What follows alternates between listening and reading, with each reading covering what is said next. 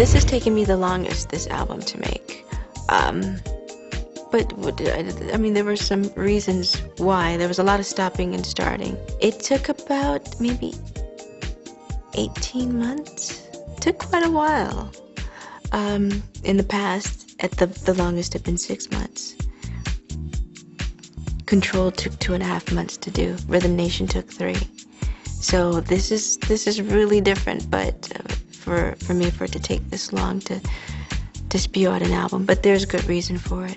I guess I am divulging a little bit more of myself on this album, and it's definitely much more intimate, and that's another side of myself that people have seen, but not to this level. It shows the different sides of me, the different characters that I feel that I display at different moments in my life.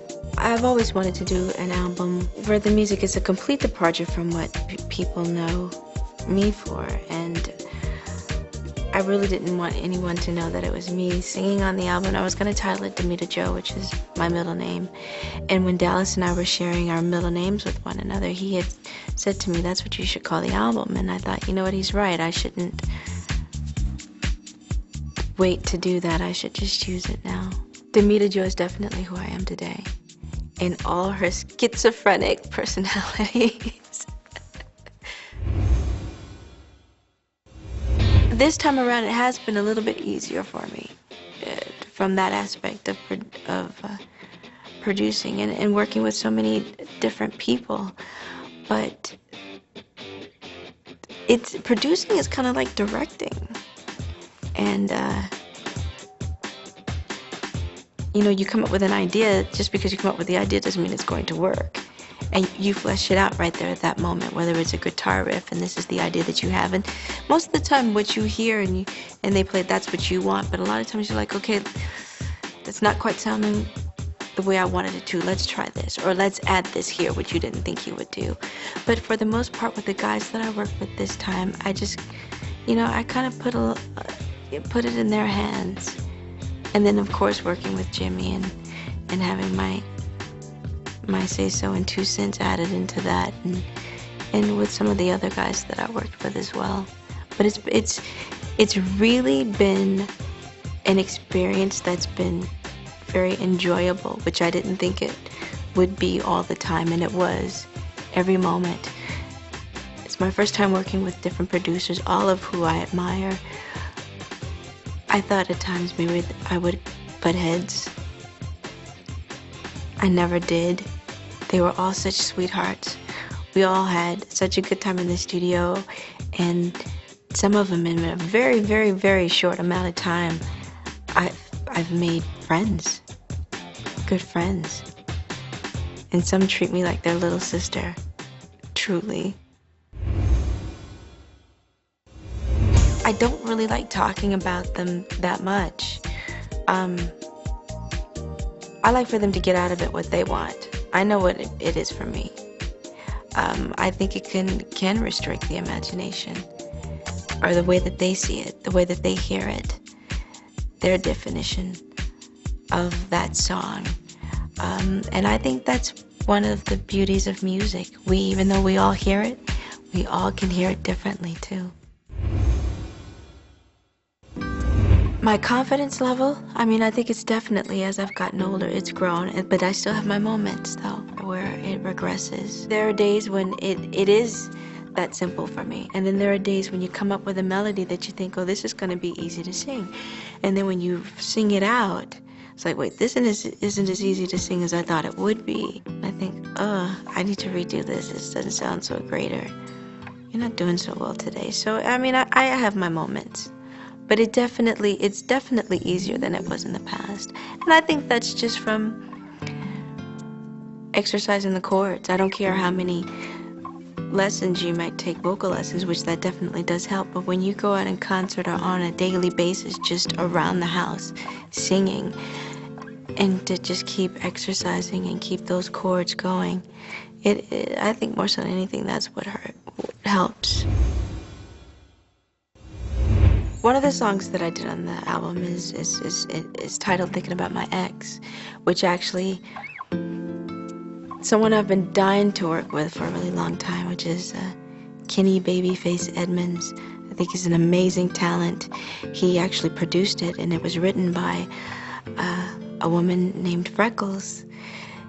I think it's just a beautiful song.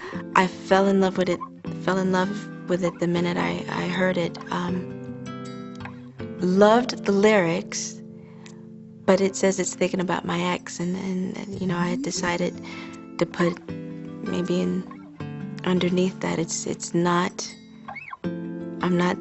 who you think it is I'm talking about. I think that's very important for people to know. It's just an absolutely beautiful song, and for a split second, the idea came up to change the lyrics, because everyone thought this is a great song, but I'm not so sure you're gonna like the lyrics. And the song is so beautifully written, I didn't want to change them. Just a little while, that's this song, I mean, I'm so happy people have been as receptive to it as they have, but man, it's